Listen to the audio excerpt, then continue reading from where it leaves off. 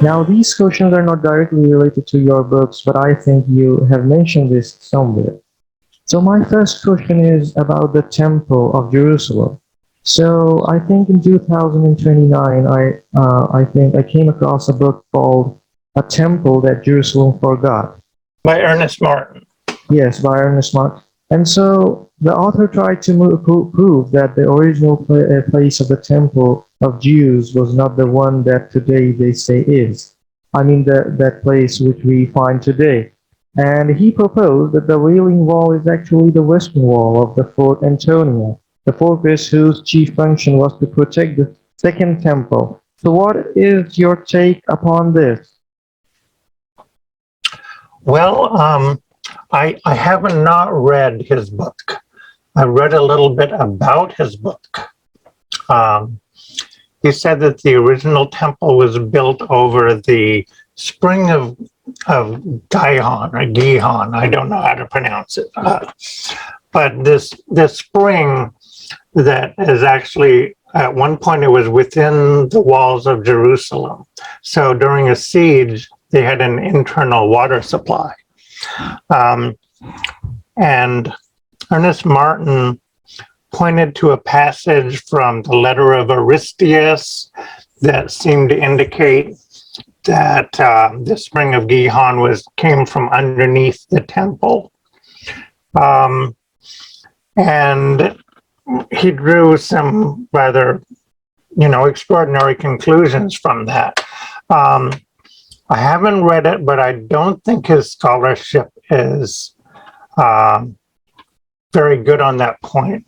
For one thing, he says that the letter of Aristeas, which talks about the Septuagint translation, that it was written in 285 BC, according to what I've read about his book. I haven't actually read it.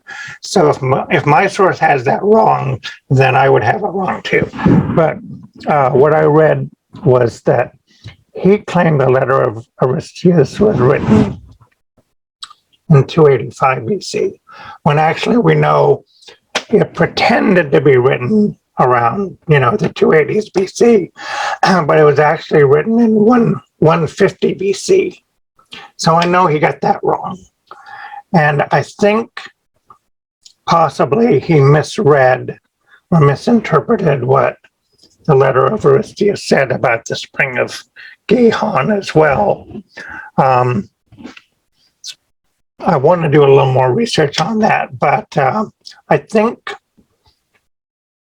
it does kind of well up from below the temple, from below it, but not right actually beneath it. So maybe the Greek is a little ambiguous and he got that wrong. I've been there, by the way. I've been at this spring of Gihon. In 1995, I was invited to Jerusalem as a speaker at a Dead Sea Scrolls conference. And while I was there, I took a tour of the environs of Jerusalem with a guy named Gabriel Barquet, who's a famous archaeologist, and also a tour guide because, they scramble for an income over there. So we had this prestigious archaeologist, and he gave us a tour of the city of David. And we went in to the entrance of the spring of Gihon, where this underwater channel went, and we walked clear through the channel. There's water in the bottom. We get our feet wet. And there's a part in it where there was an inscription of Hezekiah where they dug the tunnel from both ends. And when it met in the middle, they wrote an inscription to celebrate that fact. So I've been there.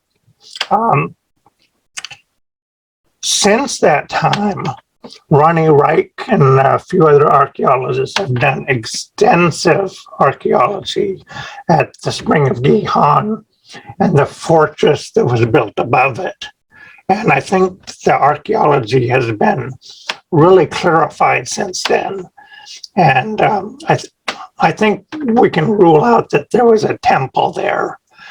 There were fortifications, but yeah, I think Ernest Martin got led astray somehow, and that he's wrong.